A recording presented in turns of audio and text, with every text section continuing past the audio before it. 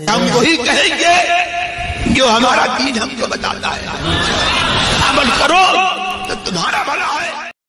السلام علیکم ورحمۃ اللہ وبرکاتہ۔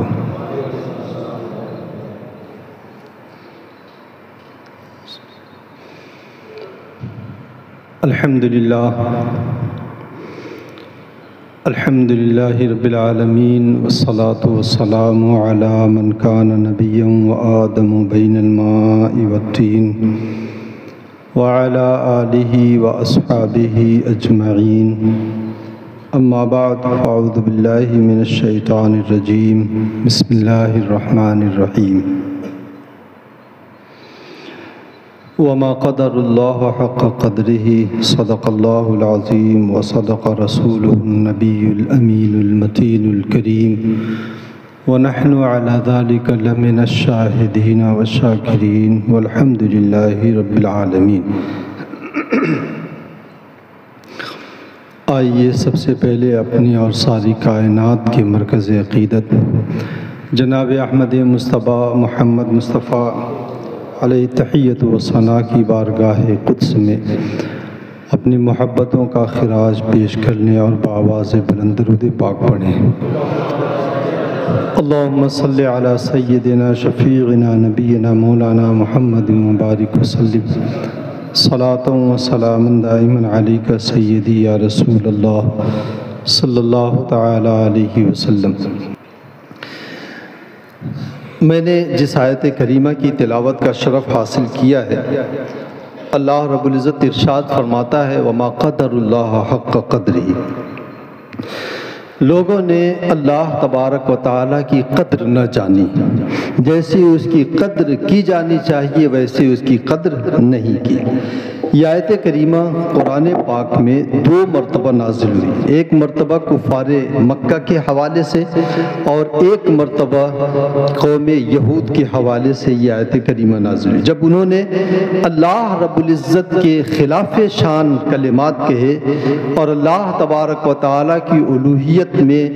لوگوں نے بتوں کو، پتھروں کو، درختوں کو، چاند و سورج کو شامل کر کے انہیں معبود اور خدا کا درجہ دیا اور شرک جیسی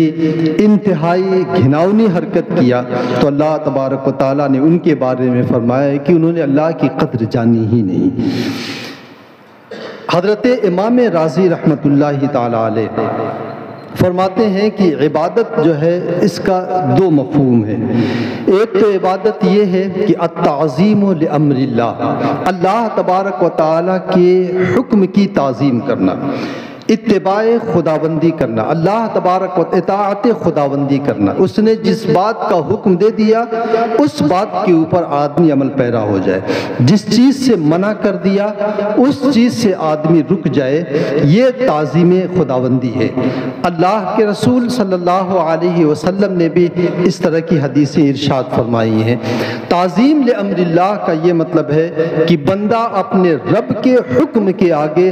سر جھکا دے، سراپا عجز و نیاز بن جائے، یہ تعظیم لامر اللہ ہے۔ یہ حقوق اللہ سے تعلق رکھتے ہیں، جیسے نماز ہے، روزہ ہے، زکوٰۃ ہے، حج ہے،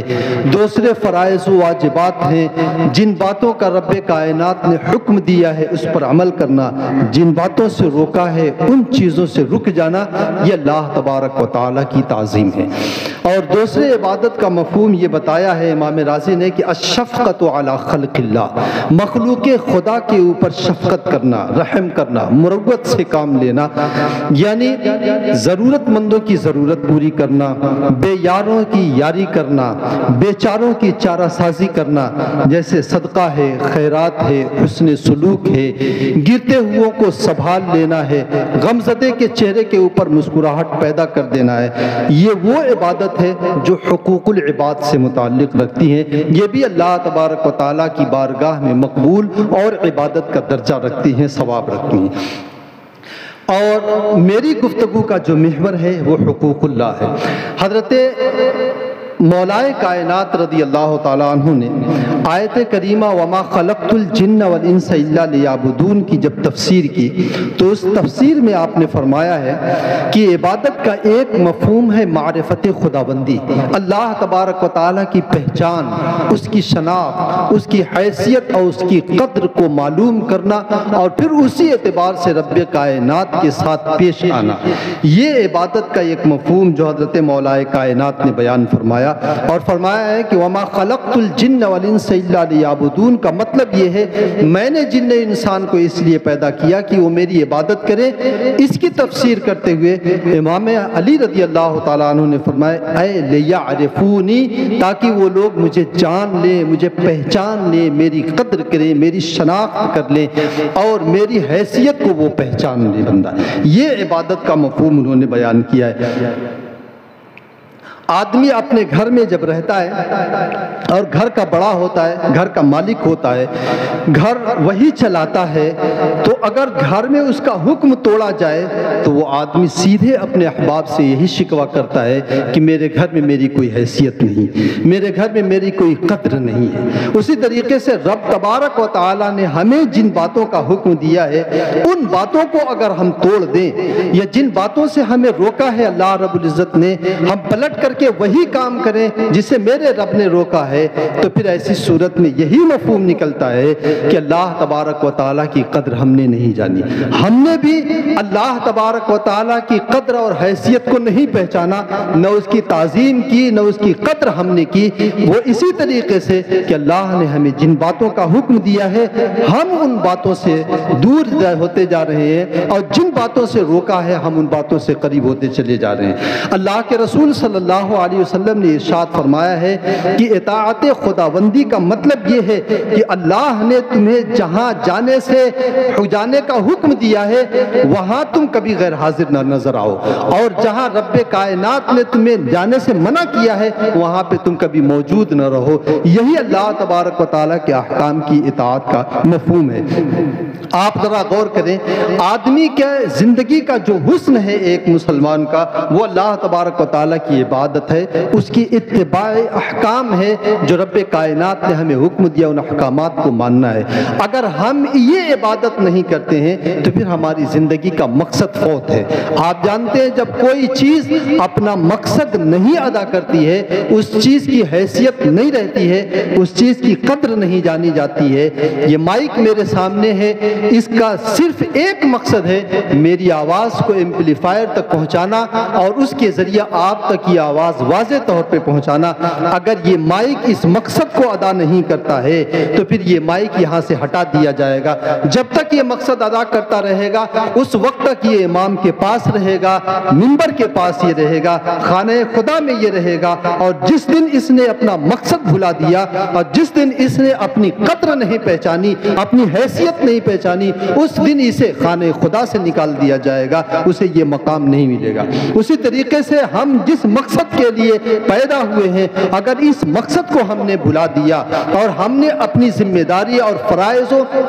واجبات کو نہیں پہچانا تو اللہ تبارک و تعالی بھی ہمیں دنیا میں رسوا کر دے گا۔ رب کائنات نے قرآن پاک میں ارشاد فرمایا ہے کہ یا ایھا الذین آمنوا ان تنصروا اللہ ینصرکم، اگر تم اللہ کی مدد کرو گے تو اللہ تعالیٰ تمہاری مدد کرے گا۔ اللہ تبارک و تعالیٰ تو مدد سے پاک ہے، وہ تو ساری کائنات کو چلاتا ہے، اس کے تو ایک کن لفظ کن کہہ دینے سے، کن تو صرف انسانوں کو سمجھانے کے لیے کہا گیا، ورنہ رب کائنات کا ارادہ ہوتا ہے اور چیزیں پیدا ہو جاتی ہیں، چیزیں معدوم ہو جاتی ہیں، حالات بدل جایا کرتے ہیں۔ اللہ تبارک و تعالیٰ تو ساری دنیا سے بے نیاز ہے، وہ کسی کی مدد کا محتاج نہیں ہے، لیکن پھر بھی رب کائنات یہ کہہ رہا ہے تم اگر اللہ کی مدد کرو گے تو اللہ تمہاری مدد کرے گا۔ مطلب اس کا یہی ہے کہ اللہ کے دین کو تم اپناؤ، اس کے احکامات کے اوپر تم عمل کرو، اللہ کے دین کو اپنے عمل کی بنیاد پر مضبوط کرو۔ اگر تم نے اس کے دین کے اس طریقے سے نصرت و حمایت کیا، اللہ تعالیٰ دنیا میں تمہارا حامی و ناصر اور مددگار ہوگا۔ اور اگر تم نے یہ انداز اختیار نہیں کیا، اس کے دین کو ترک کر دیا، اس کے دین اور اس کے احکامات کے حوالے سے تم نے اپنے رویے کو بدل دیا، اللہ تبارک و تعالیٰ کو پھر اللہ کو تو یوں بھی ضرورت نہیں ہے، پھر اللہ تبارک و تعالیٰ کو تمہاری کوئی پرواہ نہیں ہوگی، اور پھر دنیا میں اللہ رب العزت تمہیں رسوا کر دے گا۔ آقائے کائنات صلی اللہ علیہ وسلم کی ایک حدیث ہے، حدیث قدسی ہے، اللہ تبارک و تعالیٰ نے ارشاد فرمایا ہے، اللہ رب العزت نے ارشاد فرمایا ہے کہ اے ابن آدم، میں نے تجھے پیدا کیا ہے، تمہارے فلا تعالیٰ میں نے تجھے عبادت کے لیے پیدا کیا ہے، اس لیے کھیل کود میں اپنا وقت ضائع مت کر۔ اور اللہ رب العزت نے فرمایا کہ میں نے تیرے رزق کا ذمہ اپنے کرم پر اٹھا رکھا ہے، اس لیے اپنے رزق کو حاصل کرنے کے لیے اس قدر نہ تھکا دے کہ میری بارگاہ میں آنے کے تو لائق نہ رہے۔ اور اللہ رب العزت نے فرمایا کہ اگر تو نے یہ طریقہ اختیار کیا کہ میری عبادت کیا اور رزق کو اختیار کرنے میں اور رزق کا انتخاب کرنے میں تم نے حلال طریقہ اختیار کیا، اللہ رب العزت فرماتا ہے میں تیرے دل کو سکون بھی عطا کروں گا، تیرے دل کو راحت بھی عطا کروں گا، اور تجھے دنیا میں عزت و نصرت بھی تمہیں ملے گی۔ لیکن اگر تم نے ایسا نہیں کیا تو پھر رب کائنات کی وہ الفاظ سنے اللہ کے رسول صلی اللہ علیہ وسلم، حدیث قدسی میں رب کائنات ارشاد فرماتا ہے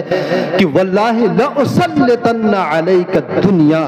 ترکض فیہا رکض الوحوش فی البریہ، میں دنیا کو تیرے اوپر اس طرح مسلط کر دوں گا جس طریقے سے ایک چوپایا ہوتا ہے،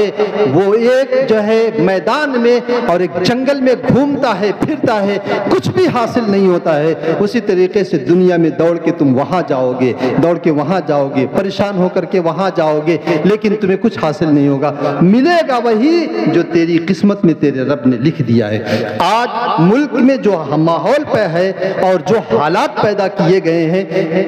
طرح طرح کے قانون اور جو ہے کاغذ بنانے کے سلسلے میں ایسے ایسے احکامات جاری کیے ہیں، آپ دیکھ لیجئے شہر کے شہر خالی ہو رہے ہیں، ہر آدمی بھاگتا دوڑتا ہوا نظر آ رہا ہے، ہر آدمی فون پہ وہی بات کر رہا ہے، ہمارا نام ووٹر لسٹ میں آئے گا کیسے، ہم کس طریقے سے اپنی شہریت بچا پائیں گے، ووٹ دینے کا حق کس طریقے سے ہم بچا پائیں گے۔ یہ ساری باتیں صرف اس لیے ہیں کہ آپ نے اللہ تبارک و تعالیٰ کے حکم کو توڑا، اس کے دین کو رسوا کیا ہے، اللہ تبارک و تعالیٰ کی نصرت نے آپ کا ساتھ چھوڑ دیا ہے۔ یہ صرف اور صرف اس لیے ہے، آج دنیا میں جو لوگ یہ کہتے ہیں ہمارا نیتا نہیں ہے اس لیے ہم پچھڑے ہوئے ہیں، کوئی ایسی بات نہیں ہے۔ بہت سے ایسے ملک ہیں جہاں پہ مسلمانوں کا نیتا نہیں ہے، لیکن وہ مسلمان عزت کے ساتھ وہاں رہ رہے ہیں کیونکہ انہوں نے اپنا تعلق رب کائنات سے مضبوط کر لیا ہے۔ ہم نے اس تعلق کو کمزور کیا ہے، اللہ کی نصرت نے ہمارا ساتھ چھوڑ دیا ہے۔ ہم کو یہ بات تو پتا ہے کہ ہمیں زندگی کیسے گزارنی ہے، یہ بات تو معلوم ہے کہ گھر کا راشن ہمیں کہاں ملے گا،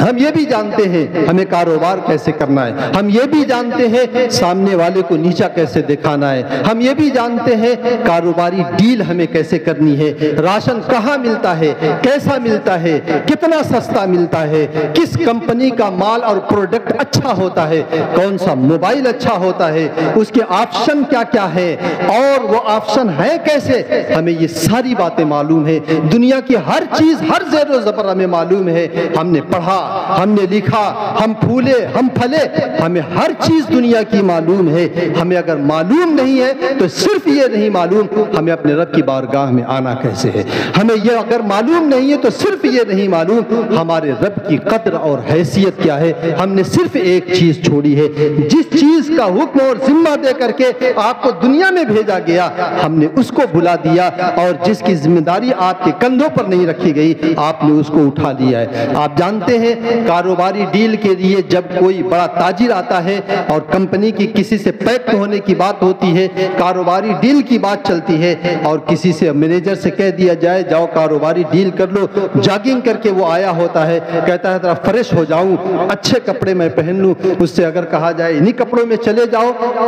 انہی حالات میں چلے جاؤ، تو وہ یہی تو کہتا ہے کہ تمہیں اتنا بھی نہیں معلوم کہ ایک معزز آدمی کے سامنے کس انداز سے جایا جاتا ہے، کاروباری ڈیل کا اس کے اوپر کیا اثر پڑے گا۔ ہم یہی تو کہتے ہیں، اس کے لیے ہم فریش ہوتے ہیں، نہاتے ہیں، عمدہ لباس پہنتے ہیں، خوشبوؤں میں اپنا کپڑا اور اپنا بدن ہم بسانے کے بعد ہمیں لہجہ بھی معلوم ہے، کس لہجے میں بات کرنی ہے، ہمیں چلنے کا انداز بھی معلوم ہے، ہے کس طریقے سے ہمیں وہاں جانا ہے، بیٹھنا کیسے ہے، باتیں کیسے کرنی ہے، ہر چون و چرا، ہر زیر و زبر آپ کو معلوم ہے۔ معلوم نہیں ہے تو یہ معلوم نہیں ہے کہ رب کائنات کی بارگاہ میں آیا کیسا جاتا ہے، معلوم نہیں ہے تو یہ نہیں معلوم کہ اللہ رب العزت کی جناب میں آتے کیسے۔ آفیسر کی آفس میں اگر کوئی جاتا ہے، نیتا کی آفس میں اگر کوئی جاتا ہے، لباس اچھے پہن کے جاتا ہے، حالات درست کر کے جاتا ہے، بال میں کنگھی لگا کر کے جاتا ہے، سر پہ ٹوپی یا ہیٹ لگا کر کے جاتا ہے، رب کی بارگاہ میں بندہ آتا ہے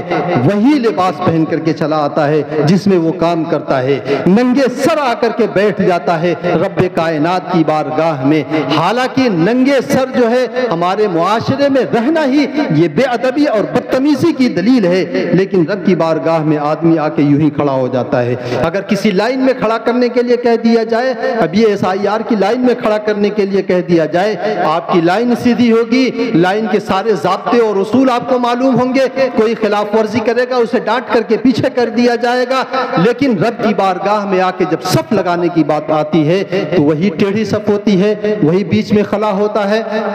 وہی صفوں کی ترتیب درست نہیں ہوتی ہے۔ یعنی ہم نے دین کو اتنا ہلکا کر دیا ہے، اتنا معمولی کر دیا ہے کہ ہم نے اس کی کوئی حیثیت اور کوئی قدر نہ جانی۔ وما قدر اللہ حق قدرہ، جب لوگوں نے اللہ رب العزت کی قدر جانی تو اللہ تبارک و تعالی نے ان کے ساتھ کیسا معاملہ کیا۔ آپ تاریخ اسلام اٹھا کر کے دیکھیں، یہاں سے لے کر کے حضرت آدم علیہ الصلوۃ والتسلیم کے زمانے تک کی آپ تاریخ اگر اٹھا کر کے دیکھیں آپ کو نظر آ جائے گا، جس قوم نے رب کائنات کے ساتھ جیسا معاملہ فرمایا، اس کے دین کے ساتھ جیسا معاملہ فرمایا، رب کائنات نے اس کے ساتھ ویسا ہی معاملہ فرمایا ہے۔ حضرت موسیٰ علیہ السلام، حضرت ابراہیم علیہ الصلوۃ والتسلیم کو دیکھیں، حضرت ابراہیم علیہ الصلوۃ والتسلیم نے اپنے رب کے احکامات کی پیروی کی، لوگوں کو دین توحید کی طرف لانے کی کوشش کی، اور حضرت ابراہیم علیہ الصلوۃ والتسلیم نے توحید کا علم لے کر کے وہ اٹھے، انہوں نے اپنوں کی مخالفت کی کوئی فکر نہیں کیا۔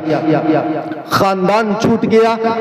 معاشرہ چھوٹ گیا، شہر چھوٹ گیا، کوئی پرواہ نہیں کی، اللہ تبارک و تعالیٰ کے حکم کو نہیں توڑا۔ جب نمرود نے حضرت ابراہیم علیہ الصلوۃ والتسلیم کو آتش نمرود میں ڈالا تو اللہ تبارک و تعالیٰ نے کیسا معاملہ فرمایا۔ حضرت جبرائیل امین آئے اور آنے کے بعد کہا کہ بتاؤ رب تبارک و تعالیٰ سے اگر کوئی حاجت ہو تو میں جا کر کے عرض کر دوں۔ اللہ کے حبیب، اللہ کے خلیل حضرت ابراہیم علیہ الصلوۃ والتسلیم نے کہا علم و بحالی کفانی عن سوالی، رب کائنات میرا حال خوب جانتا ہے، وہ مجھے مانگنے کی ضرورت نہیں ہے، میں نے اس کے دین کے ساتھ جو معاملہ کیا ہے میرا رب مجھے رسوا نہیں کرے گا۔ اور پھر آپ تاریخ اٹھا کر کے دیکھیں، قرآن اٹھا کر کے دیکھیں، رب کائنات نے اس آتش نمرود کو گلے گلزار بنا دیا تھا۔ حضرت موسیٰ علیہ الصلوۃ والتسلیم، آپ نے اپنے رب کے حکموں کو توڑا نہیں، اپنے رب کے حکموں کے سر بلند کیا، اور آپ نے حکم خداوندی کو دنیا کے سامنے پیش کیا اور حکم خداوندی کے اوپر عمل پیرا رہے۔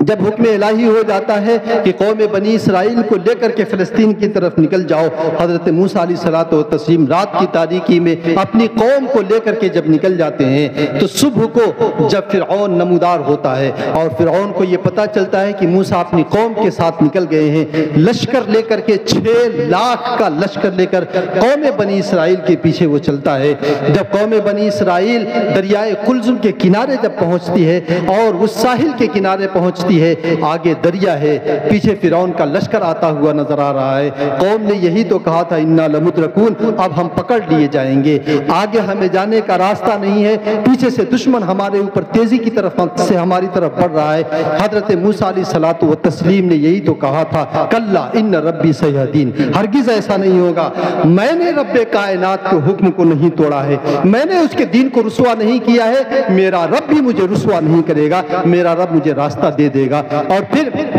حکم الہی ہوتا ہے اور حضرت موسیٰ علیہ الصلوۃ والتسلیم نے اپنا عصا اس دریا کے پانی کے اوپر مارا ہے اور دریا کی جو ہے راستہ دے دیا، پانی چٹانوں کی طرح کھڑا ہو جاتا ہے اور 12 راستے بن جاتے ہیں، نکل جاتا ہے۔ رب کائنات کے حکم کی حفاظت کیا تھا، پانی نے راستہ دے دیا ہے اور پانی نے ان کی جان کو بچا دیا ہے۔ اللہ تبارک و تعالیٰ کے حکموں کی قدر انہوں نے جانی، رب کائنات کی قدر جانی، اس لیے دنیا میں وہ سب بلند رہے، 6 لاکھ کا لشکر بھی ان کا بال باکا نہیں کر سکا۔ لیکن آج ہم اتنی تعداد میں ہو کر کے بھی دنیا میں رسوا کیوں ہیں؟ اسی لیے ہم رسوا ہیں، ہم نے اللہ تبارک و تعالیٰ کی دین کو رسوا کیا، رب کائنات اب ہمیں رسوا کر رہا ہے۔ اور یہ بات جان لیں، جب تک ہم اپنی یہ کمیاں دور نہیں کریں گے، اللہ تبارک و تعالیٰ کی نصرت کبھی شامل حال نہیں ہو سکتی ہے۔ لوگ کہتے ہیں کہ علماء کی دعائیں قبول نہیں ہوتی ہیں، پیر صاحبان کی دعائیں قبول نہیں ہوتی، کیسے دعائیں قبول ہوں گی؟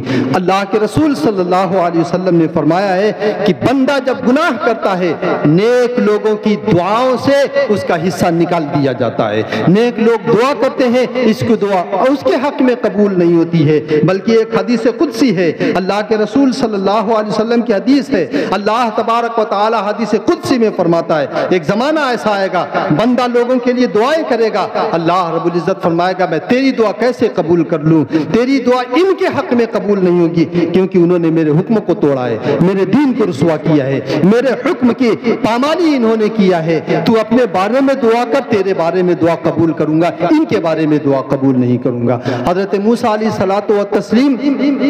ایک مرتبہ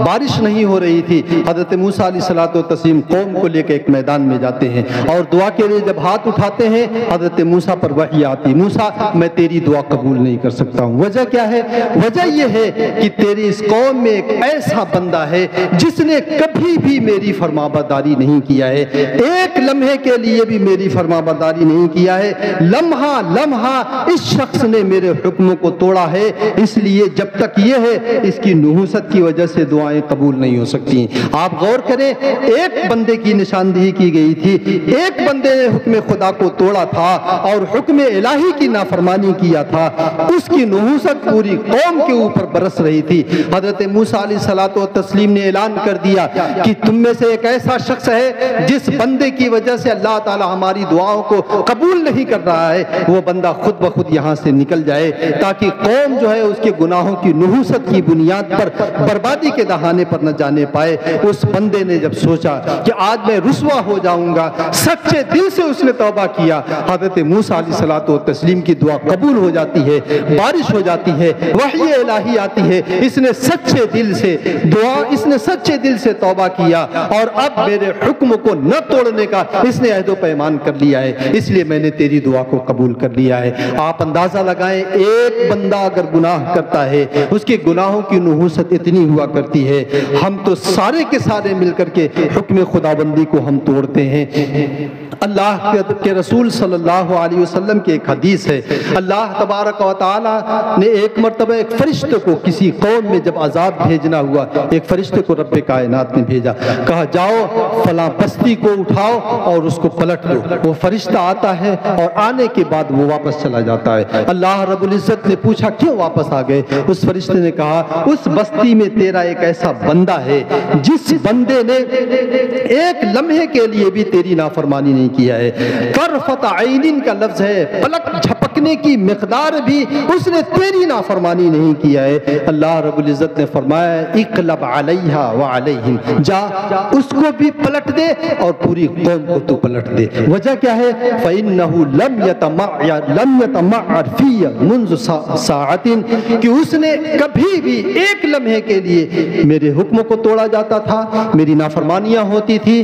میرے دین کو رسوا کیا جاتا تھا، لیکن ان چیزوں کو وہ دیکھتا تھا، دیکھنے کے باوجود اس کی پیشانی پر بل نہیں آتے تھے، وہ اس کی وجہ سے ناراض نہیں ہوتا تھا قوم کے اوپر، اس لیے تو اسے بھی پلٹ دے، ایسے آدمی کی ضرورت نہیں ہے۔ نتیجہ کیا آپ کے سامنے آیا؟ نتیجہ یہی آیا، آپ کے ہوتے ہوئے آپ کے سامنے اگر حکم الہی کو توڑا جا رہا ہے اور آپ کی پیشانی پر بل نہیں آتا ہے تو آپ بھی اس کے گناہ میں برابر کے شریک ہیں، اور اگر عذاب اس کے اوپر آئے گا تو آپ کے اوپر بھی عذاب آئے گا۔ آپ غور کریں، ہم نے اپنے رب کی قدر کیسے جانی اور کیسی جاننی چاہیے تھی۔ آپ کسی آفس میں جاتے ہیں،